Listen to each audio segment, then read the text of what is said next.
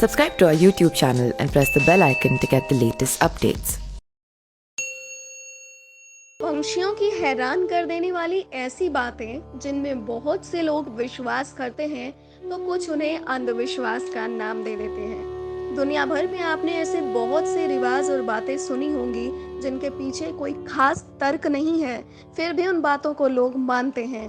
कुछ लोग इन्हें अंधविश्वास कहते हैं तो कुछ इन पूरी बातों में अपनी आस्था रखते हैं। बेबुनियाद और वेब दुनिया के अनुसार हम आपको बताने जा रहे हैं इसी टॉपिक से जुड़े कुछ खास बातें। टिटहरी, ऐसी मान्यता है टिटहरी को लेके कि जब वृक्ष पर रहने लगे समझो कि धरती पर भूकंप आने वाला है। दरअसल टिटहरी कभी भी वृक्ष पर घोंसला नहीं बनाती, वह जमीन पर ही अंडे देती है और जमीन पर ही रहती है। चमगादड़ के बारे में लेकर ऐसी मान्यता है कि चमगादड़ का किसी घर के अंदर प्रवेश करना बहुत अपशगुन है। कहा जाता है कि जिस घर में चमगादड़ प्रवेश कर ले वो मौत की सूचना को दर्शाता है।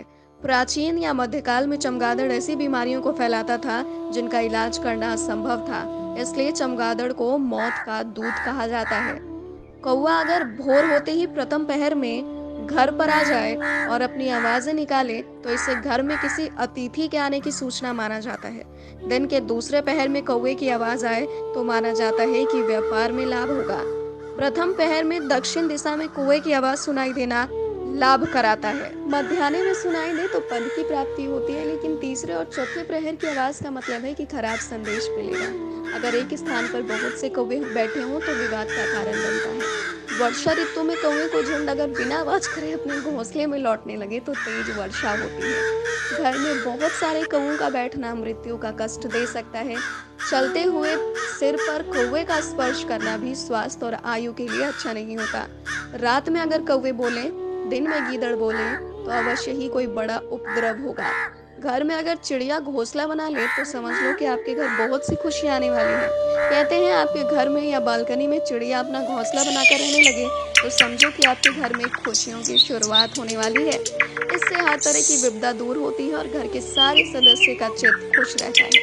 तीतर का जोड़ा जब एक साथ खाने लगे तो भरपूर वर्षा होती है। कबूतर, दिन के प्रथम पहर में कबूतर की गुटरगु सुनाई दे तो अर्थ लाभ।